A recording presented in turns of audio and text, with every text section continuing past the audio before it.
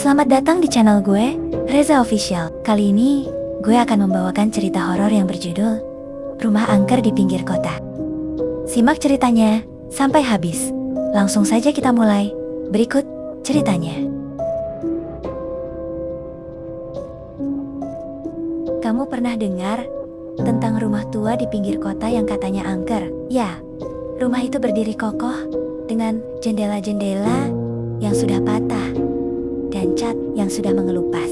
Orang-orang bilang, kalau kamu masuk ke rumah itu sendirian, kamu tidak akan pernah keluar lagi. Suatu malam, sekelompok teman memutuskan untuk menginap di rumah itu, hanya untuk membuktikan bahwa tidak ada yang perlu ditakuti. Mereka masuk dan mulai menjelajahi setiap sudut rumah. Tapi, ketika mereka sampai di kamar paling atas, mereka mendengar suara aneh, langkah kaki yang berat. Seperti ada seseorang yang naik tangga. Mereka mencoba lari, tapi pintu sudah tertutup sendiri. Dan kemudian, mereka melihat bayangan hitam di depan mereka. Jadi bayangan hitam itu mulai bergerak mendekati mereka. Dan suara langkah kaki semakin keras.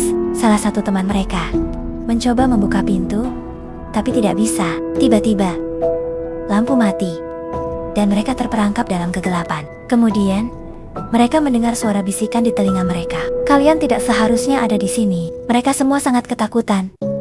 Dan salah satu dari mereka mencoba menyalakan HP-nya untuk mencari cahaya. Ketika layar HP menyala, mereka melihat pesan aneh di layar. Kalian akan menjadi penghuni rumah ini selama-lamanya.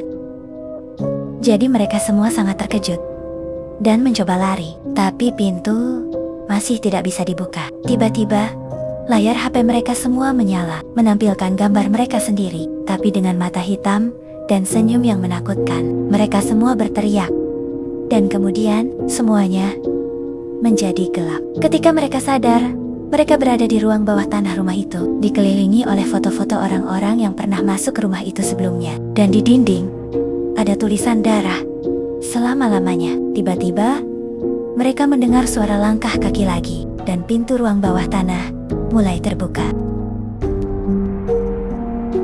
Jadi pintu ruang bawah tanah terbuka, dan mereka melihat sosok tinggi besar dengan mata merah menyala. Sosok itu mulai bergerak mendekati mereka, dan mereka semua terparalisis, tidak bisa bergerak. Tiba-tiba, salah satu dari mereka, yang paling berani, mengambil sebuah foto dari dinding dan melemparkannya ke sosok itu. Foto itu meledak, dan sosok itu menghilang. Mereka semua berlari keluar dari rumah itu. Dan ketika mereka sampai di luar, mereka melihat matahari sudah terbit. Mereka berterima kasih karena sudah selamat.